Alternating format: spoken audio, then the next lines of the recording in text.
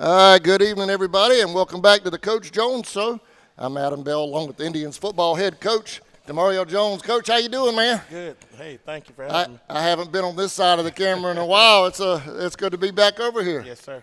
Sammy's out of town. He's training, so it's going to mean you're going to fly solo tonight. Got you. All right, I wanted to jump right into rec night last Friday night. Big night here at Indian Field, in the Swamp, Champ Bailey Field. The rec night, pregame, the run-through and everything. Had the Tigers in the locker room with you guys. How big of an event is that for those little guys to be in here participating with the full-grown Indians?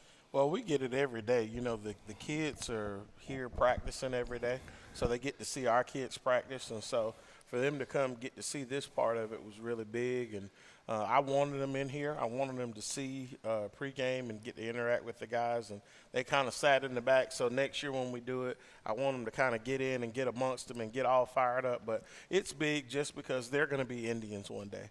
And, you know, we're excited anytime that our young people, you know, Indians and maidens can provide a positive experience for the young people who are looking at them. There's always this saying, my college football coaches say, you know, little eyes are always watching. And so those young eyes are watching, and that's a great responsibility because just like our kids are watching us as coaches and adults, these young kids are watching, you know, our players and wanting to mimic what they do. So, you know, extremely proud of that moment before the game and for those kids to have been in there and gotten a chance to, you know, be Indians at that point. So really happy. And those little ones, man, they're soaking it all in. Yeah, they are. They'll go home and tell mom and daddy all about it. That's right. They will. I hear that. Yes, sir. All right, Coach, let's dive right in. That kickoff, Indians get the ball. They start off a couple of plays going backwards, but then they straighten things out, man. That nice TD, big pass to number 6, gets you all the way down to the 1-yard line. Talk about that. Yeah, it's more frustrated than anything. We start the game going backwards and then trying to figure out what's going on with that. And there were some operational things going on that hopefully, you know, we've gotten fixed and maybe from the officials into things that were, you know, just not a great way to start the game. And then we get the big pass and go down there and score. Scoring on the first possession is always a big thing, momentum builder for your offense. And so really proud of our guys going out and doing that. You know, but again, it's kind of was the story of the night as far as penalties were concerned. So, you know, if folks ask, how do you address it? Well, one, we've got to come in Monday. We've got to watch that stuff. We've got to talk about it. And then the head coach, has got to hold our kids accountable. But it's been more of a team effort this week. When region football starts, those are the type of things, going back 5 yards, holding 10 yards, or doing something unsportsmanlike 15 yards, that will cost you a region ball game. So it was, you know, not necessarily, I hate to say great practice, but, you know, we came in Monday and we were accountable for it. And it's good with this non-region schedule that you have time to clean that kind of stuff up. Yeah, I tell you, the non-region games, you know, mean a lot just because from the competitive nature side of things, you want to go out and present, you know, as great a product as you can. But it also draws your attention that when you do get to region football games, these are ways that you go back at the end of the game in the stat sheet and say, well, what killed that drive? Well, that 5-yard penalty. And being instead of second and 7, it's, you know, 2nd and 12, or instead of 3rd and 3, it's 3rd and 8. And I don't know that necessarily may change the play call, but it definitely just draws you back, and it's just such a momentum killer. And so it's things that we address. Every Friday's different. It's just like we hadn't turned the ball over and going into the Jeff Davis game, and we turn it over 4 or 5 times, and then, you know, Friday night we come out and have a, you know, just a mistake of a turnover at the end of the game, just poor decision. But again, you know, our kids, they don't strive to go out there and do bad, right? They want to do good. They are genuinely wanting to fight with each other to be successful. So, you know, we come in on Monday and clean it up and move past it. Talk about the athleticism with that catch, getting us down to the 1. I mean, he was from my angle up top when I had the camera on him. He was bent over like this, and that thing just hit him right in the breadbasket. I mean, it was right in stride. Yeah, Trent's a natural athlete. That's something we talked to him about. For him to be, you know, such a little body, he is such a gamer. He's such a you know, a tough guy to defend a lot of times. But, you know, I'll tell you when that started, when I noticed how athletic he was, it was during track season when we had all those guys out there running track. Trent, I don't think gets enough credit. He can fly. Trent can run. And I'm happy, he's a young dude. We're going to have him back, for a little while. And so, can't take anything away from his athleticism, but he's just a gamer. Ball's in there. He's going to go try to get it. And so I'm happy he's playing for us. Next drive, Yulee comes down the field. Indians are bending but not breaking. The field goal attempt is no good. Indians get the ball right back, go right back down the field. All of a sudden it's 15-0. Yeah, I don't know that you can script it, any better of a start. But for me at that point, if you're able to go up or you're down, at that point you got to keep fighting.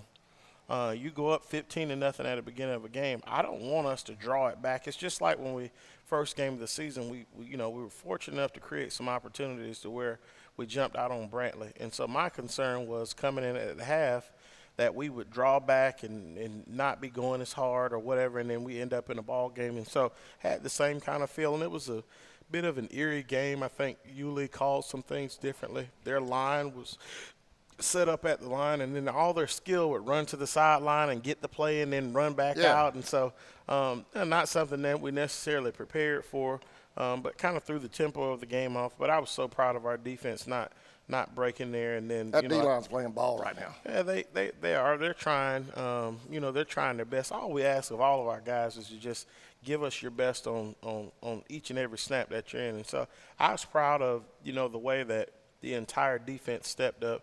What I'm hoping we continue to see consistently is balls thrown any one direction, and then we get all 11 people over to the ball, because good things tend to happen when you got people around the football. So I'm proud of them for not breaking right there at the beginning. So you're up 15-0. Let's talk about that O-line real quick, because they got recognized by the Georgia football high school, and big recognition. All the players getting listed in that. Talk about your offensive line. Yeah, I'm very, very proud of them. I'll tell you, it starts with Noah Doggett. And if you're, going across your A.J. Johnson, Tyler Harris, Aiden Glover, Joseph Zetmeyer, Jordan Robinson. We've got a whole host of guys, and we had a couple kids step in and were able to play H-back for us and play tight ends, play some tight end, Trevin Cobb, and Gabe Hewling and Asher Phillips. And I hope I hadn't forgotten anybody, but I was so proud of them. Here's what I'm really, really proud of. I don't know that you could have told me a year ago that you could collect all these guys and this is what it would look like. And this is why I'm very, very proud of these young men. I don't know if they went in the season feeling the confidence or love or, whatever. And it's not that we've given it to them. We've created opportunities for them to try to be successful. We've tried to hold them accountable for the little small things that they're doing, and they've owned up to the challenge. So to have had a night like that, I was just proud just from when we first started to now seeing how far these kids have come. And the great thing about it is the majority of them are back. Right. And so I'm very, very proud of that, not just for that night, but I'm proud that those kids have worked their tail off for that success when probably nobody other than their parents, coaches, and folks that see them work every day, where we saw where they were getting incrementally better. And so I'm proud of them. Good deal. That's well deserved, because those guys on both the offense and defensive lines, they're kind of the unsung heroes in football. They open the backs, the receivers, and the quarterbacks. They get all the stardom, but it's those guys up front that make it happen. Yes, sir. You can't do anything without them. Like coming out of that 15-0 lead, the second quarter was kind of, I don't know. It was weird. The second quarter wasn't really productive for either squad, really. Both defenses kind of stepped up, I guess, or mistakes. Yeah, well, if you remember, we go in at half, and Sammy's asking me, about my thoughts about the first half. Yeah, it was quick. It was brief. We just stalled. And at that point, I'm more concerned about where our mind is going into that situation. If we don't believe that we can continue to score and stop and play well in the special teams, then we don't really have the right mindset. I hate when we stall. And I could say give a lot of credit to maybe some things that they've done well, but I just know we put a lot into the preparation piece of it, and a lot of that preparation for our coaches is what's the next step? How do we think they're going to defend this? And then between series, when you go and look at what they're doing to try to counteract what we're doing, What's our adjustment then? Right. And relaying that information to the kids. So I was just upset. And then when we came in, there was really nothing to holler and scream about. It was more of a, we're better than what we're showing. Let's go out and do better. Yeah. All right. The coming out of the halftime break, second half, we're up 15-0. Oh, that second TD, by the way, was a 70-yard run on them for I have number 2. Did I have that right? Yes, Omar. Number 2 for the Tribe. That's a big-time run right there. Yeah, it was. Omar's another guy that's run track. He's a multi-sport athlete, also plays basketball. He hit that thing, clean once he got past the first level, and then it was all running from there. So very proud of that explosive play for him. I don't think there's a coach in America, when you talk about offense, that doesn't want explosive plays. Amari has that type of ability, but I think it's the small things, the 2-yard, the 4-yard, the 6-yard runs that he makes, and Amari's just a special talent. So happy for him being able to get that play. Yeah, that was a fun play to call, too. I enjoyed that. All those TD plays are fun to call. Yeah, they always are. And Yulee comes back. They score in the 8:21 mark, make it 15-7.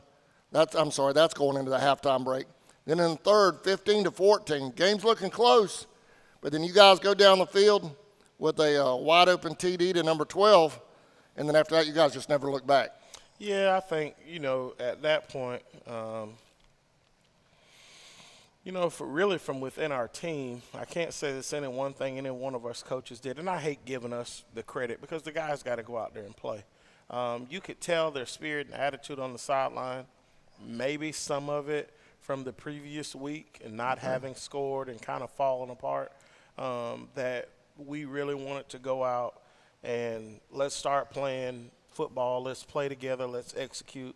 And we're able to put some things together. And, I keep looking up at the scoreboard to, in between series, and, we're larger than that gap. But for me as the head coach, I still worry about, point differentials and how many points do they have to score to try to catch up. Yeah. And then it gets down to the, fourth quarter and the officials start running the clock. And, right. I'm just really, really proud of how they responded. I could sit here and say, we brought them together and gave this, great speech, but our kids have done a great job responding to adversity. Even if they hadn't done it at that exact moment, at some point that light switch is going to click on. Yeah. And we're growing. I can say that. Yeah, definitely, especially after last week up in Jeff Davis. Then to come back and respond to a solid Yulee team, even though they're 0-3 now. That team came in here and whipped us last year, so they're a good football team. That's a proud football program down there. Yeah, it is. They've got a bunch of good-looking athletes, and Coach Doherty does a good job with them. That program has continued to grow. Obviously, everybody knows them from having Derrick Henry. So happy we didn't have to play him on Friday night. But they had a bunch of good-looking athletes. They traveled well. And we could tell on film, look, they started the season 0-2 prior to coming in here. But they were playing good football, just hadn't put it all together. And I am so happy that we responded when it was a one-score game. And so can't say enough about the way our guys went out and responded. Yeah, there wasn't any collapse after Yulee came back 15-14. Mm-hmm. The Indians you guys just kept going, stayed on the gas. Yep, really proud of that. And that's a big difference this year. Yep, really yes, proud of that. All right, then to close out the scoring for the Tribe with about, I guess I had 154 left in the game. That's what I had on my clock. But Glover goes in from 1 yard out after getting in 42-14 the final. That's a nice win, Coach. Yeah, it is. I'm really happy we closed it out. AJ scoring a couple touchdowns on back-to-back possessions. But what I was really happy about is if you go back to the McIntosh game, we got the ball with about maybe 4 or 5 minutes left, and we were able to run the clock out. Right. At the end of the game, kind of the same situation. We were able to kind of take it down right there at the end, and I think Yulee came back out and took a knee twice. But I was really happy that we're able, when we need to be able to, extend drives enough to kind of roll a little clock at the end of the game when the game's clearly over with. But, proud of AJ. I say I'm proud of AJ. I'm proud of our kids. Offensive line, skill players, guys on the sidelines cheering them on, our student section, the band of pride, the cheerleaders. I'm proud of It's a all whole of the thing, kids. isn't it? Yeah, it is. And then everybody that has come to the game and support the kids, really, really happy. I noticed that when you brought it up briefly just now about the time of possession on that last drive, eating that clock up. And I noticed that on the when I was in the wide shot, I had the camera pan back one time, and I noticed you were holding them right till that play clock down, got about around 10 seconds. Then you let them go. That's obviously excellent clock management. Well, we've been practicing that for a while, so it's not anything we necessarily do for a game. We've kind of gotten away, from having our play clocks out at practice, but it's something that we've been doing for, a good little while before the season started, just to get used to that play clock.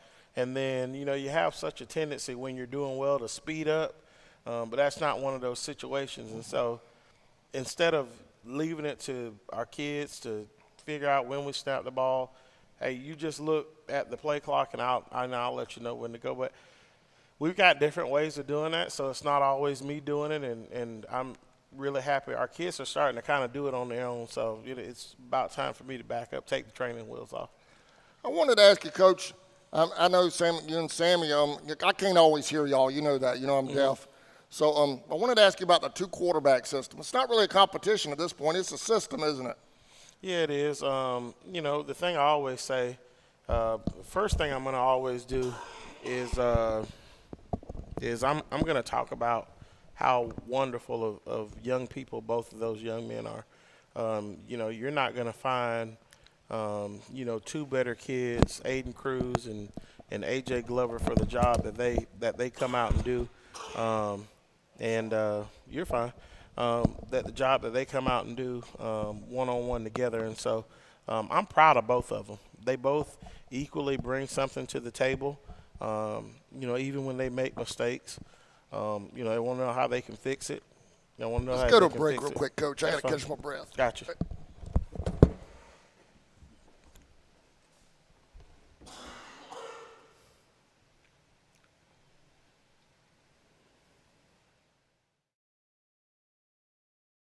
In your time of need, give Rob Robertson a call at 912-496-7388. Shepherd Robertson Funeral Home says go Indians.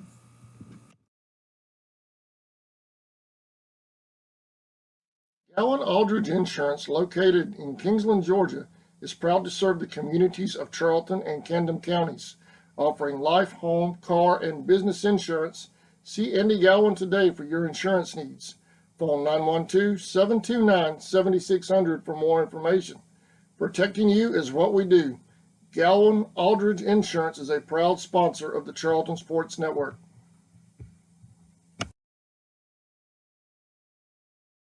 ESP Specialist in Fabrication is located at 169 Little Phoebe Church Road in Folkestone, Georgia. President Mark Pickering and his employees utilize the latest technology with a skilled workforce to supply customers with the best custom fabrication possible. Serving clients at home and abroad makes ESP a premier employer in Charlton County. For all your specialty and fabrication needs, contact ESP at 912-496-2583 today. They're also on Facebook at ESP Specialist Fabrication. ESP is a proud sponsor of Charlton Sportsnet. For nearly 20 years, Georgia's electric membership cooperatives have made Friday night football electrifying. As the official energy provider of the GHSA, Georgia's EMCs are proud.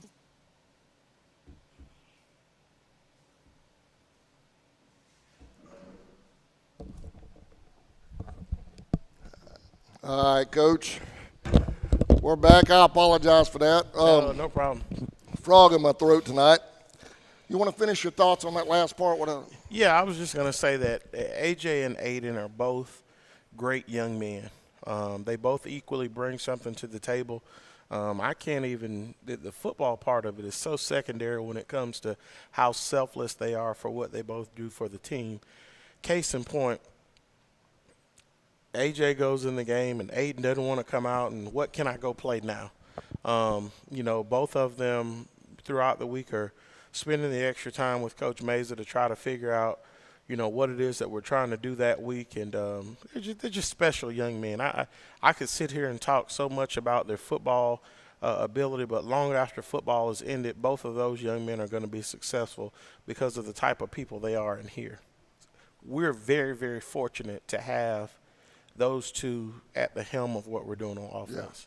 Yeah. So I had figured at this point it was less of a try to see who's going to take the starting job and more of an actual system. Mm-hmm. I figured that's where we were at this point. And that's fantastic because both kids they're getting it done. Yes, they are. Yes, they are. All right, Coach, let's dive into HOCO. Homecoming week, all kind of stuff going on up at the school. How do you keep your kids focused on football? So you're letting them have fun, Well, and then both are what?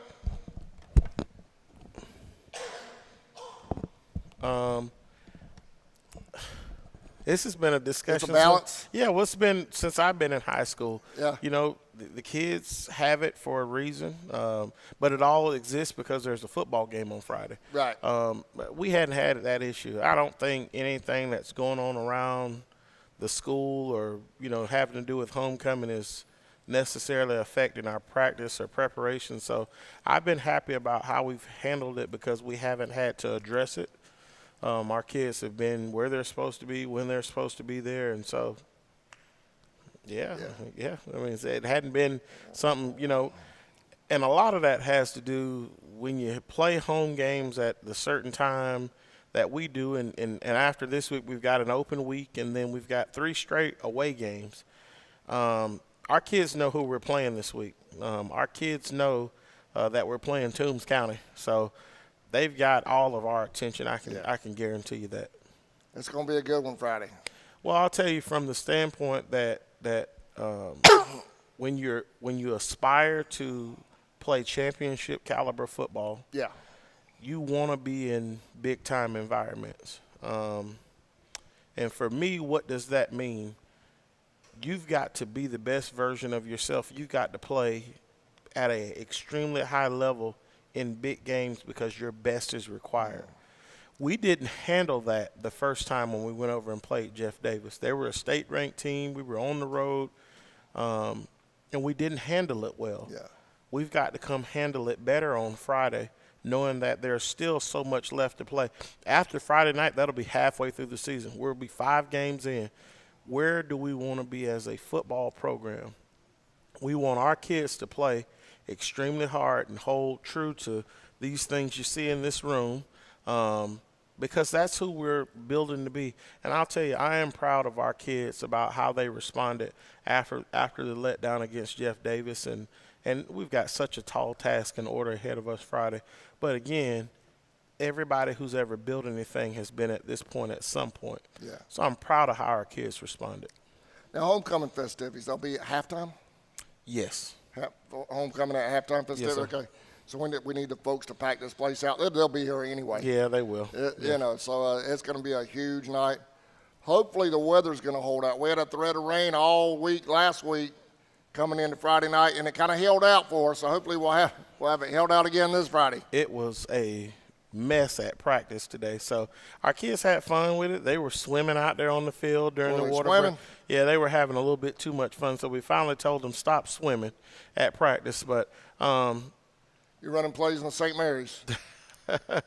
that's the beautiful thing about being down in this area. You know, when it rains, it kind of sits on you, and our kids are used to it. But we had a few days of good practice, and looking forward to another one.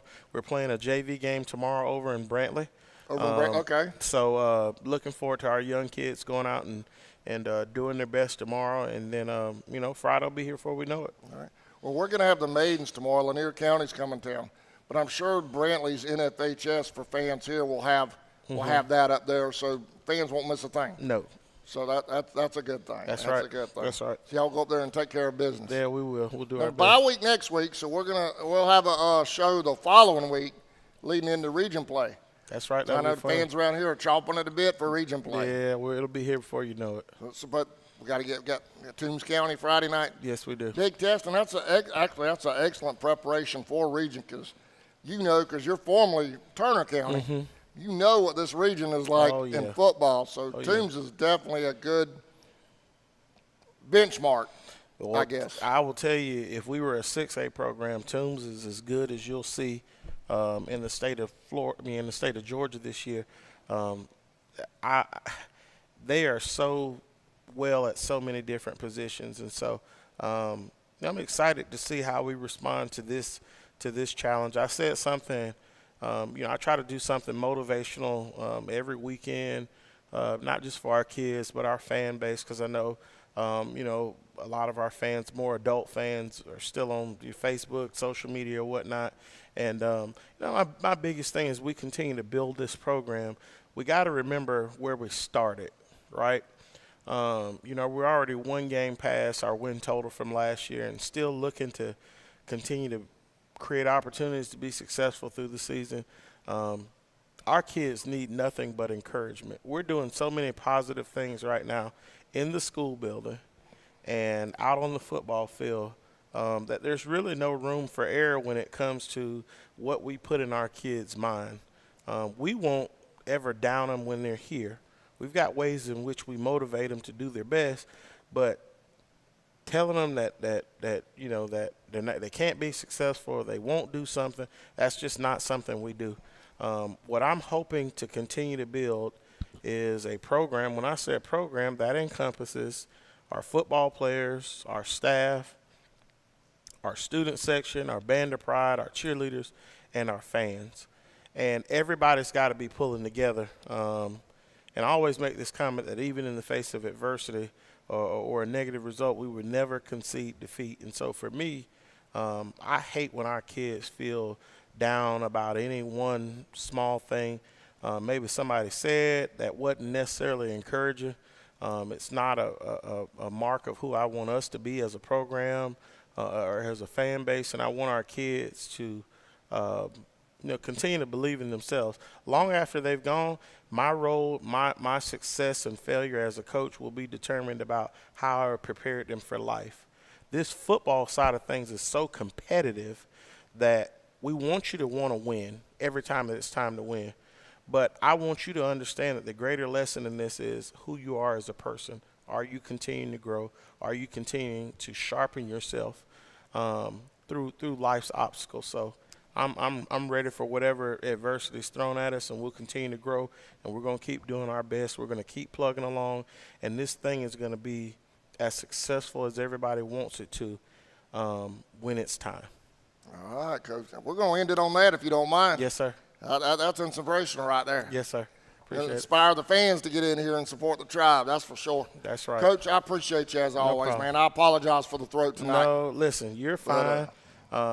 To my wife, my daughter, love you all. To my family, thank you all for always watching. I know y'all probably watch live. Want to continue to keep the few players' families that are going through things right now. The Carlisle family that we've talked about before. We've gotten some good news on Miss Carlisle. And just everyone who supports Indian football. If I don't ever get to shake your hand or talk to you, thank you so much for what you're doing for our young men. We really, really appreciate it. But the time is now to get it as great and as possible because our kids deserve it. All right. We'll see y'all, Bradley and JV, tomorrow at 6 o'clock. 6 o'clock. Friday night right here at the Swamp, Champ Bailey Field. Kickoff 7:30, homecoming. Have a great night, everybody. Thank you for watching the Coach Jones Show right here on CSN. Go Tribe.